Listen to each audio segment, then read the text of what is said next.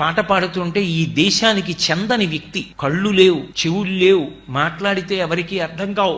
Helen Keller అని ఆవిడ విదేశాల నుంచి వచ్చి ఆవిడకో శక్తి ఉండేది. ఆవిడ కళ్ళు లేకపోయినా ఎవరినైనా ముట్టుకుంటే ఆ వ్యక్తి యొక్క బలము బలహీనత అన్నీ చెప్పేసేది. ఆశ్చర్యపోయి హెలెన్ కెల్లర్ భారతదేశానికి వచ్చినప్పుడు అప్పటి ప్రధానమంత్రి జవహర్లాల్ నెహ్రూ గారు పిలిపించుకుని తనని ముట్టుకోమన్నారు. హెలెన్ కెల్లర్ నెహ్రూ గారిని ముట్టుకుని నెహ్రూ గారి బలాలు బలహీనతలు ఆయన జీవితం అన్ని చెప్పేసింది. అటువంటి హెలెన్ కెల్లర్ ఎంఎస్ సుబ్బలక్ష్మి గారు పాట పాడుతుంటే ఆవిడ వినలేరు. సుబ్బలక్ష్మి గారి పక్కనే వేదిక మీద కూర్చుని కంఠం కింద చెయ్యి పెడతానని అడిగారు. సుబ్బలక్ష్మి గారు అంగీకరించారు. ఆవిడ వన్రాయ్ ఇల్లం గోవిందా అన్న కీర్తన పాడుతుంటే కంఠం కింద వేలు పెట్టి వలవల వలవల ఏడ్చేసి, ఈమె గాయకురాలు కాదు, ఈమె గంధర్వకాంత, ఇది దేవతలు మాత్రమే పాడగలిగిన పాట, ఇది మనుష్యులకు సాధ్యం కాదు.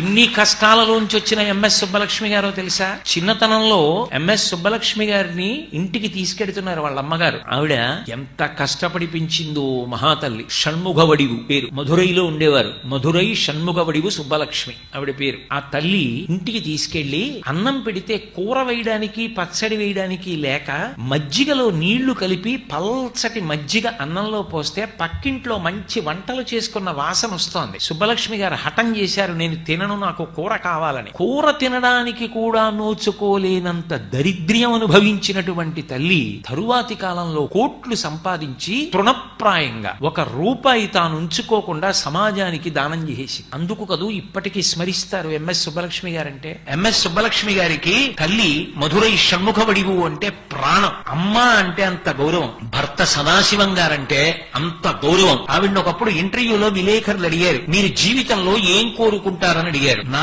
భర్త తర్వాత 1 నిమిషం కూడా నేను బ్రతకకూడదని కోరుకుంటున్నాను, నా భర్త కన్నా ముందు వెళ్ళిపోవాలని కోరుకుంటున్నానన్నారు. అంత గొప్ప ఇల్లాలు. ఆఖరణ ఆవిడ ప్రాణత్యాగం అయితే, ఆవిడ శరీరం వదిలిపెట్టేస్తే పరిగెత్తుకొచ్చిన మొదటి వ్యక్తి ఎవరో తెలుసా?